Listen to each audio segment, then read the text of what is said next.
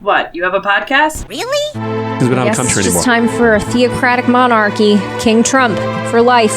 Let's go. I'm going to be a dictator. I said that. We are in the process of the Second American Revolution, which will remain bloodless if the left allows it to be. Hello, ladies and gentlemen, and welcome to another episode of Recovery from Politics Podcast. I'm your host, Kyle Frame, and today is Tuesday, August 6th, 2024. It's been a while for me. I don't know if this is medication or if there's something else going on with me, but I still have these energy level fluctuations, and I'm not entirely sure what's going on there. I'm not exactly metabolically healthy, as you can probably tell. But, you know, things. But there was also, another reason is before Biden dropped out, which thankfully that happened, there was this sense of impending doom from people like myself on our side of the political spectrum, where even if you were not a fan of Biden, you still saw this guy running for president. Maybe you've heard of him, Donald Trump, and he says some things, and it scares the shit out of you, or at least it should. A lot of people have the blinders on. I interact with individuals who insist that he is just joking and being taken out of context. But here's the thing: is like we've never had a politician joke like that before.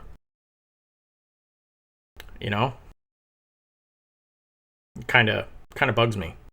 And I don't think politicians should joke about suspending the Constitution and being a dictator for one day and, joking about how, once you vote for me, don't worry, you'll never have to vote again. In 4 years, you won't have to vote. Because we'll have fixed it. And there are people who are like, oh no, he's being taken out of context. I'm like, well, here's the thing, one of the jobs of the president, I would argue one of the most important jobs of the president, is being able to communicate clearly and concisely in such a way so that people understand what you really mean. I don't want my president to say things all the time that require an army of surrogates to go out and explain what he really meant.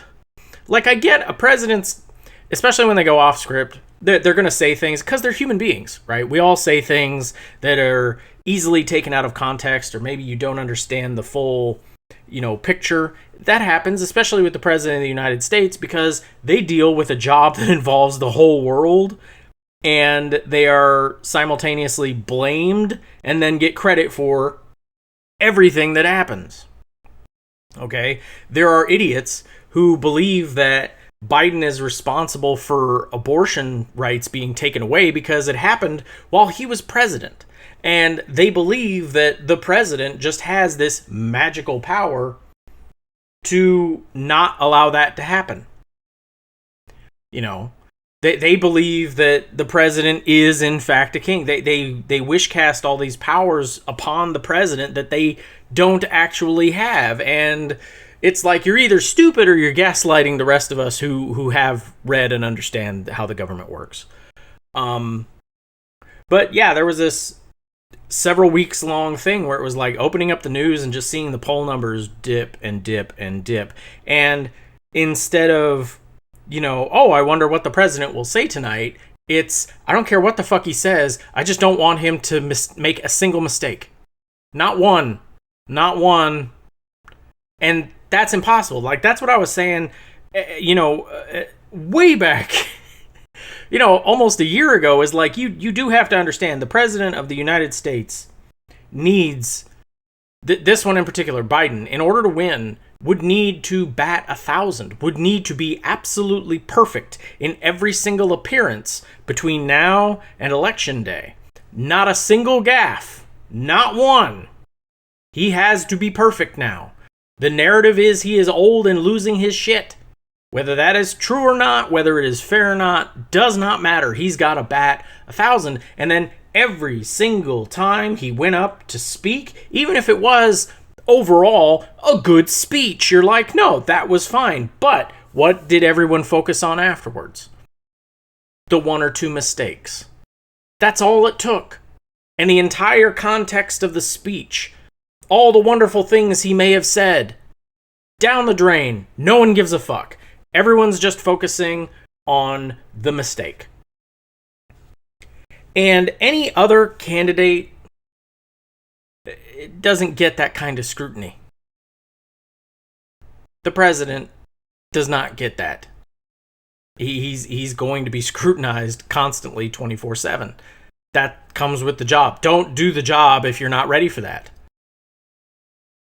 I mean, and then you couple it with the administration just gaslighting us constantly, because we're sitting here like, you see what Israel is doing, right? Like, we're not living in a vacuum. Like, Netanyahu is purposefully destroying every single negotiation every time it gets close, because we've seen it multiple times now. Biden has gotten up and been like, there is a deal on the table if Hamas will accept it. And then within 30 minutes, there's a report. Hamas accepts the deal. And then about 2 hours later, it's like, Netanyahu has additional demands. The deal has been scuttled.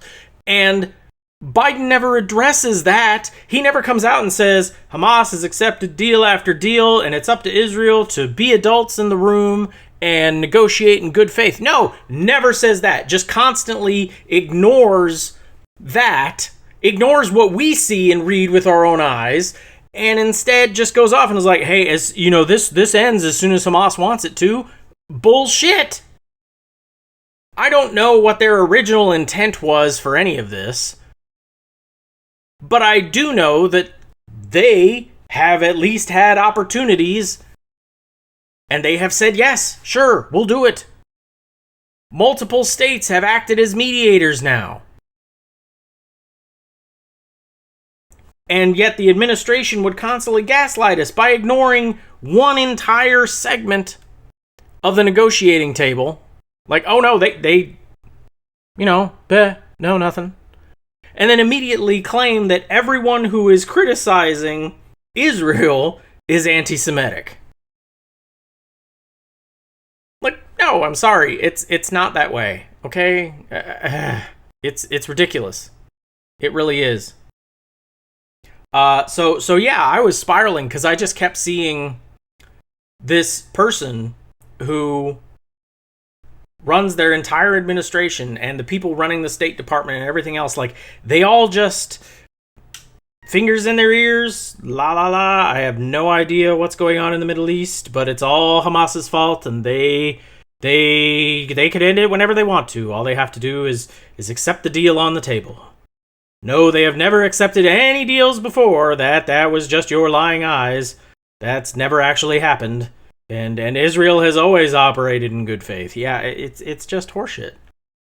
You sit there and you see it, and you're like, what the hell? And then you see a Democratic administration blame protesters in colleges. Like, what the fuck is this? The 60s? Like, when was the last time, like, historically, when was any time college students were beaten by police, and then 20 years later, historically, we all look at it like, yeah, well, the cops were right.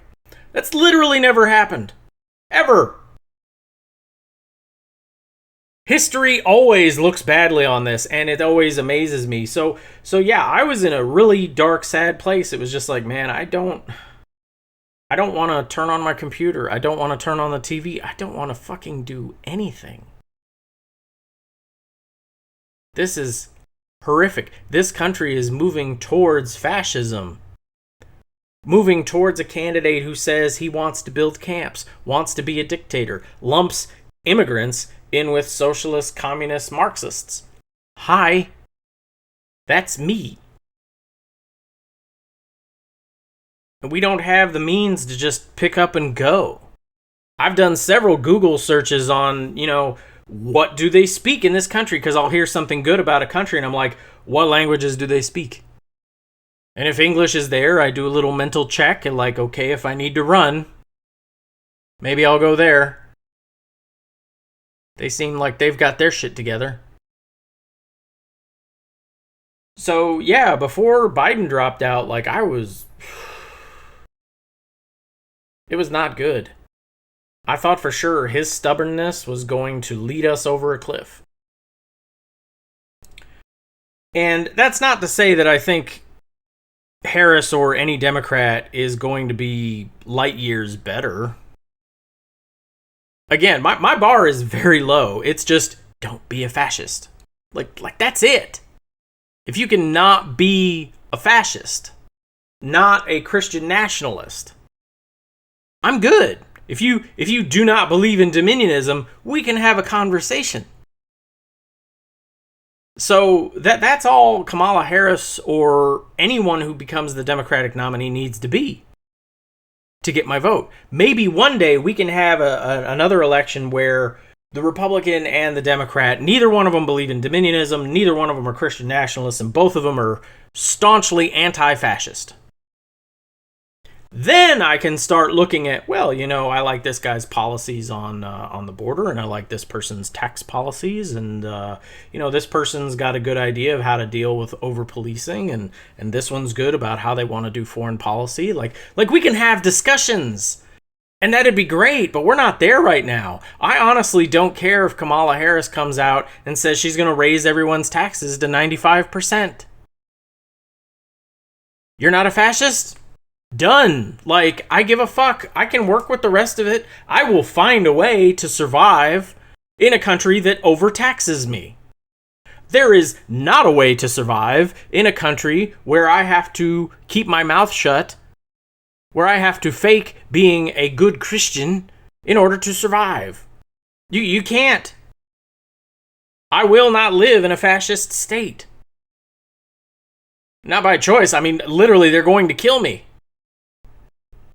Because I do not have the ability to shut the fuck up, in case you haven't noticed.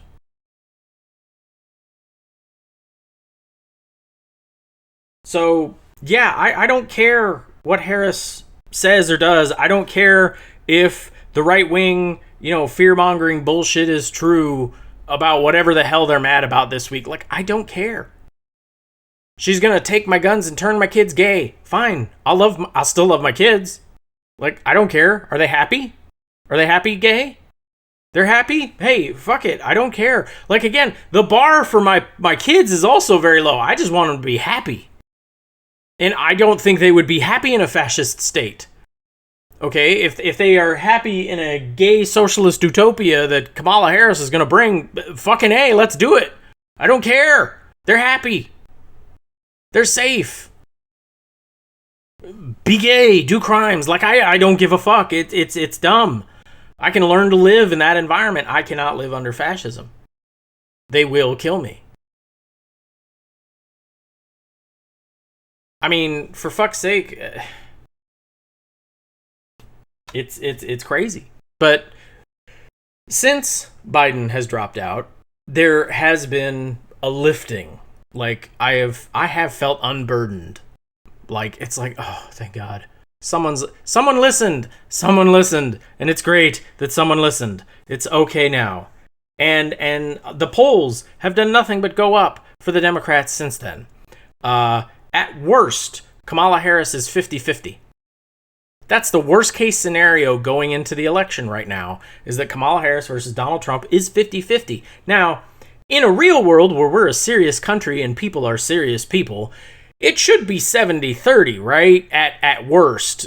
She should be leading by double digits in all 50 states and territories, and it shouldn't be close at all anywhere. But we live in the fucked up world that we do. So, of course, 50-50 is probably the best we can hope for. And I'm okay with that. 50-50 is a hell of a lot better because a couple weeks ago, Biden was the one losing by double digits.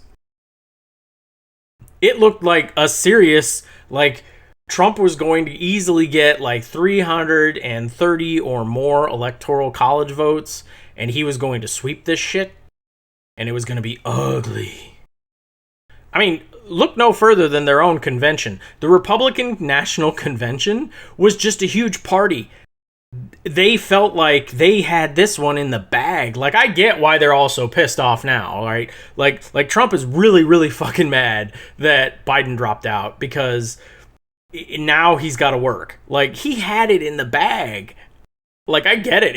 If this were a normal world and Trump was losing by double digits at this point. And the Democrats were like, oh yeah, we just gotta like fucking not put our own foot in our mouth and we win this one, right? Like, if they were acting that way and we were acting that way and we were like, oh yeah, like if we were all acting like Hillary Clinton in 2016, where it's just like right after it was announced that Trump had secured the Republican national like nomination in 2016, like Hillary threw a fucking party. She was like, oh yeah, this is in the bag. Woo! Yes. Like, I get it. I totally get it.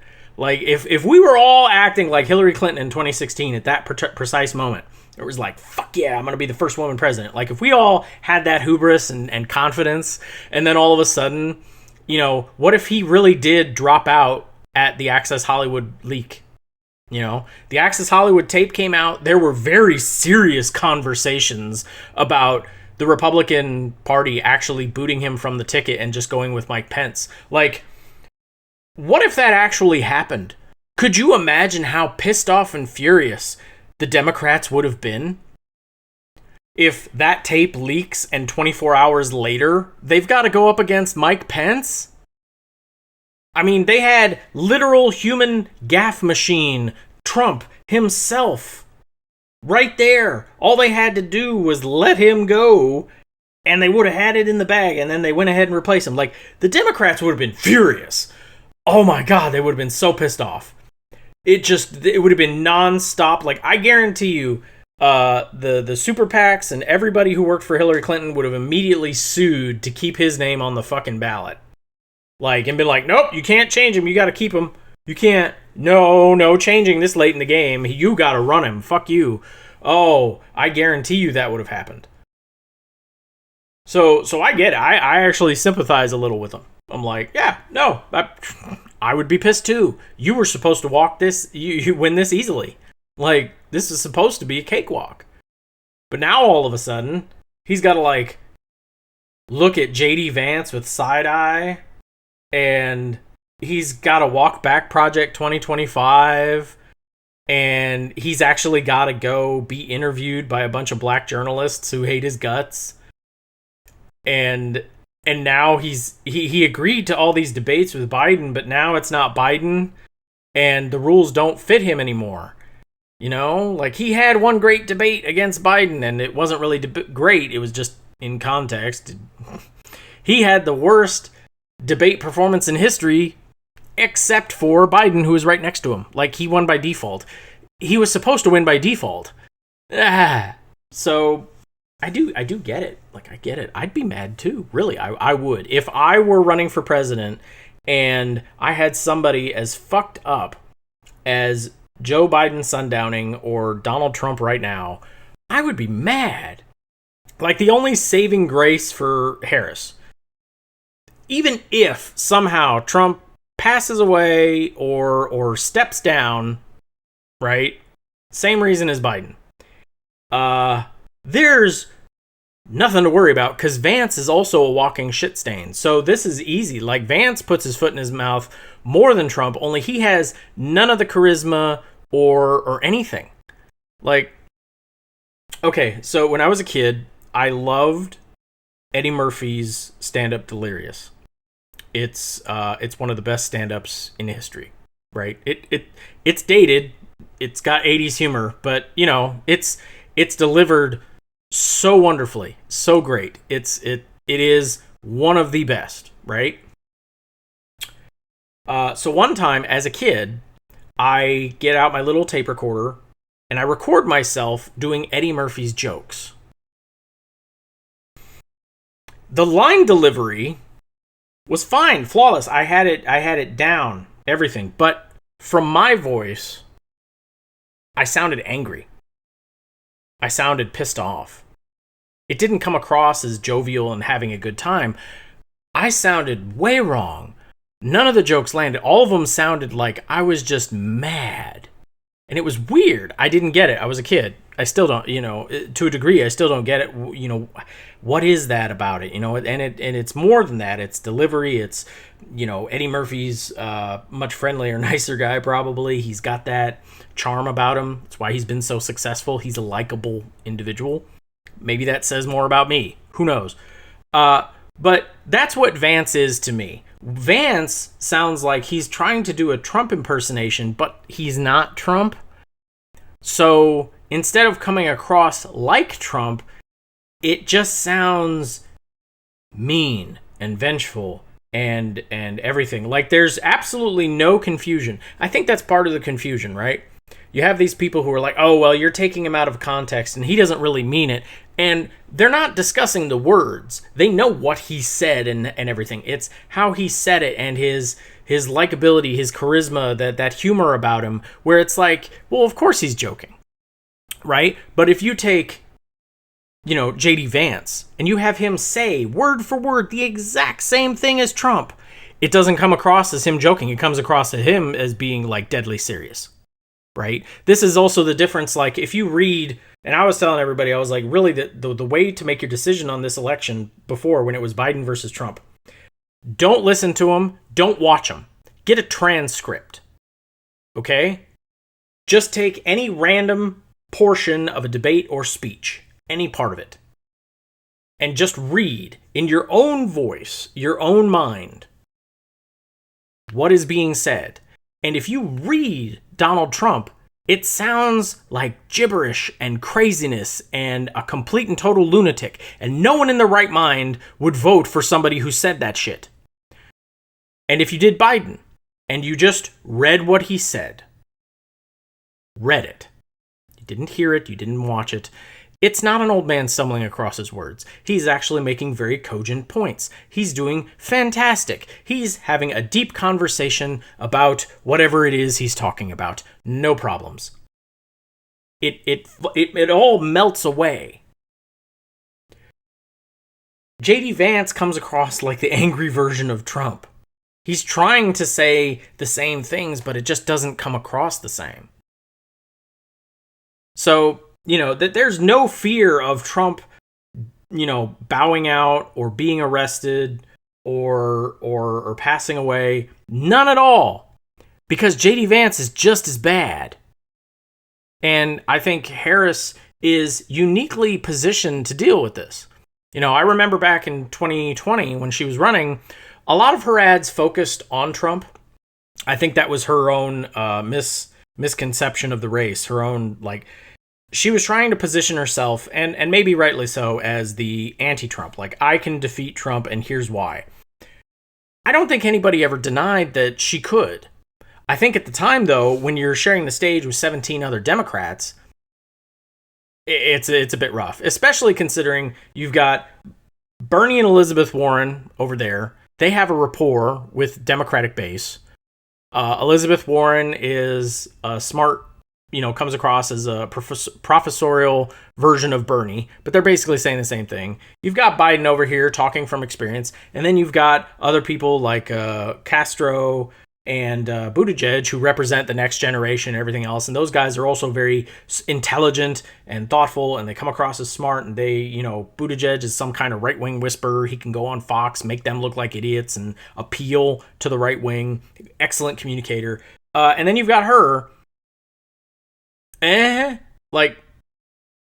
think it was very rough for her to break through from there. But hindsight being what it is, I think she was always better positioned to go after Trump than she ever was going after her fellow Democrats. Because she's a Democrat. They're not going to fix the problem. They're not going to solve it. One of these people, I speak with on a daily basis last night was like, oh, well, you just think Harris is going to fix everything. And I'm like, no, I don't expect her to fix shit. Honestly, I don't expect Democrats to do fucking anything. Okay? Seriously, I expect Democrats to sit there and do nothing about anything. They're going to talk a big game, but I have no expectations they're actually going to do anything. Like, don't get me wrong. Like, okay, so there's this theory that the Democrats currently have that Americans just need jobs. And it's just as backwards as Reagan saying Americans don't need higher wages, they need more lines of credit. Okay? That's all it is. Democrats and Biden kept looking at the polls and seeing his numbers drop, and he was getting pissed off because he's like, but unemployment is low! The stock market is up! What's going on? And he didn't understand it. And I don't really blame him. I do blame his advisors for not explaining it to him, but apparently because he's an old guy, he surrounded himself with a bunch of yes men and doesn't like being contradicted. And yeah, whatever, you're 80, I get that. But it's like, you know, there's this also misconception about, you know, you go back to Germany in the 20s and 30s, and we look at it now and we're like, oh God, how did they accept Hitler? And the common misconception is, well, you know, they lost World War One, and the Treaty of Versailles wrecked their economy, and they were all kinds of fucked. And then Hitler fixed the economy, and that's why they loved him. And it's like, no. The economy was in shambles because they were at war, and a lot of men died needlessly. Like, World War One, if it didn't kill you, fucked you up. Like, it was a generation of holy shit. The mistake the people in power of Germany made was thinking, well, we just need to get these people back to work. And they actually did rebuild Germany's economy and get everything going. But much like, you know, Obama didn't fix everything Bush fucked up in his first term. It wasn't until late in his second term the economy really started to turn around and get going again. Okay? 2008 to 12, there was a real honest-to-God worry that, you know, he was going to not be reelected. Like, there's a reason Republicans woke up in 2012 after Romney lost shell-shocked. There were a lot of polls suggesting he was supposed to win. And they really thought the economy was going to be the issue. I mean, for fuck's sake, look no further than Mitt Romney chose Paul Ryan as his vice presidential running mate. He thought the issue was the budget, the deficit, and the economy. He picked a numbers guy to be his vice president to double down on that message. But it wasn't the economy. It was never the economy. Trump had the right message to beat Obama. I honestly, you know, there are a lot of the people who suggest that Obama would easily defeat Trump, and I'm like, I don't think so. I really don't. Trump was the perfect anti-Obama. He got it. He knew what the Tea Party was all about before anybody wanted to admit it. You know, there are still ex-Tea Partiers who are like shell-shocked, like, oh, what do you mean it was all about the racism? Like, yeah, dude, it was all about the racism. They never gave a fuck about any of it. None of them. Not one of them. You must have been like the only Tea Partier that gave a fuck about the debt. Like, they never did. It was just a black man in the White House. That's it. Romney rejected that message, to his credit. He rejected that message. He did not make it about race. He wanted to go full-on foreign policy and economy like a traditional Republican. And he lost for it. That led directly to Trump. Trump knew the message. Trump knew it. The rest of the Republican Party didn't. Remember, there were like 8 Republicans running for president in 2016. All of them ended up losing to Trump. All of them laughed at Trump. All of them pointed at him and said, this guy's a fucking clown. He's a carnival barker. What are you doing? Because they all missed it. They all kept saying it was about, oh, the border, but they didn't go racism, right? They just said, well, yeah, the border's got to be more secure. We don't believe in amnesty. And, we need to lower your taxes and fix this and fix that. But they weren't talking about it the way Trump was. So I think Trump might have actually given Obama a run for his money. He understood the assignment. Kind of my problem with Biden. He never did. Now, roles have reversed now. I think at this moment, I can say Harris gets the assignment. Her assignment is to win. Period. I don't give a fuck about any of her other priorities. She has to win. That's her assignment. Everything else, if she achieves anything, fine, whatever. But she has to do it. Right now, Trump and Vance and those guys, they're missing the assignment. They're missing it. They're making mistakes again. Which is fine. I'm okay with that. I don't want them to win. So it's okay. But, you know, point is like, since Biden dropped out, I have been happier. I have. you go on social media, if you don't purposefully troll the right wing, like you see a lot of hope, optimism. That's all you really can ask for in election year. Like, elections are weird in America. Sometimes you win, sometimes you lose, but all you want is the hope. You don't want to go in on election day or going into the final weeks of an election thinking, oh, fuck, we're just going to lose. That's a death knell for anybody. And that's where we were. A lot of us were just like, I don't think Biden's going to pull this off. You would need a really serious mask off scenario of Trump. And even then, I don't think it would work. But right now, yeah, Harris seems to be the successor. I'm okay with this. Biden did win all these votes. A lot of people were arguing like, "Oh, he had a primary." First off, it wasn't a real primary. In fact, if there's any one positive from this, can we all agree maybe if your candidate doesn't show up to the debates, he can't be your candidate? Like, I think that should be a hard and fast rule for both the Republicans and the Democrats. We don't give a fuck who you are. If you don't show up to the debates like a big boy, you cannot be on the goddamn ballot. Period. We will not allow it. We will reject any state that nominates you. Honestly. Because for both of these guys, both Trump and Biden, like, a lot of this problem, a lot of this lateness and weirdness would have been resolved months ago.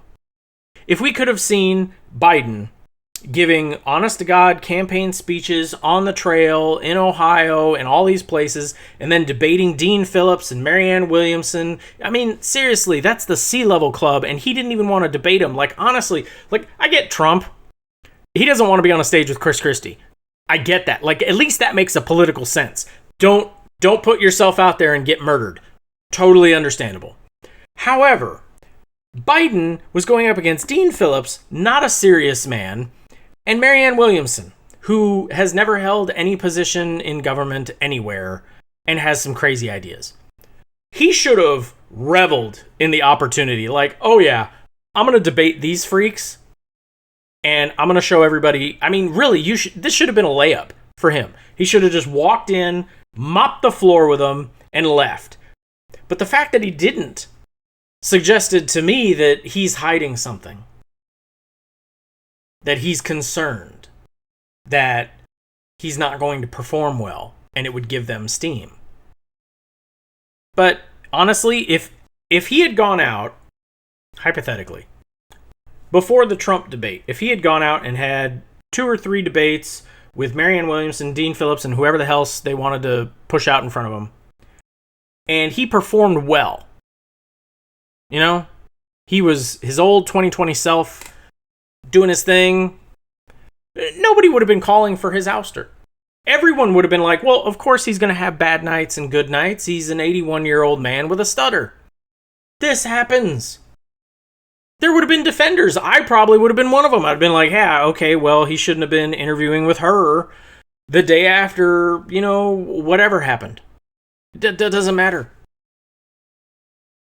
But instead, all we got was one story after another of mental decline and him stumbling over his words. And every time he got up onto a mic in front of a camera, he would reinforce that narrative, with the exception of the State of the Union. But instead, the narrative became, most of the time, he doesn't know where the fuck he is or what he's saying, and the State of the Union was the one-off. So the only answer for him was to just keep going out there. It's like, okay, man, you had a bad night. You got to get out there the next day. But he never did. It's like, ah! And I hate it took so long. But now we've got Harris. And I don't know much about her politics. I imagine she's going to take any lefty-like ideas she has and throw them in the trash for a more centrist position because she's already gearing up for the general. She's not trying to run against anybody but Donald Trump right now, so she just has to appeal to as many people as possible. Makes sense. Again, her job is to win. I don't give a fuck about her policies. I really don't. I don't care. The only policy I care about is anti-fascist. Wants to keep democracy going. That's fine. Easy choice for me. The lesser of two evils. Fine. I am one of those people. I want to do less harm. Here's what I know. People are going to die no matter who the fuck is president in 2024 or 2025. Less people will die if a Democrat is president. Period. That's all you need to know. Worldwide, the numbers will be less if Harris is president in 2025. That's all I need. And I'm not even talking about, oh, it's going to be like 15 more than Trump or 15 less than Trump or anything like that. No, I'm talking potentially millions of people will be alive in 2025 that otherwise would not. If you think I'm exaggerating, 1 million fucking people died of COVID on Trump's watch. And neither he nor his constituents seem to give a shit. Americans. So I really find it hard to believe he would give a fuck about Palestinians or the Taiwanese. Just I don't think he would. So, anyway, that was it. That's all I got for today. Thank you very much for listening, and we'll see you next time.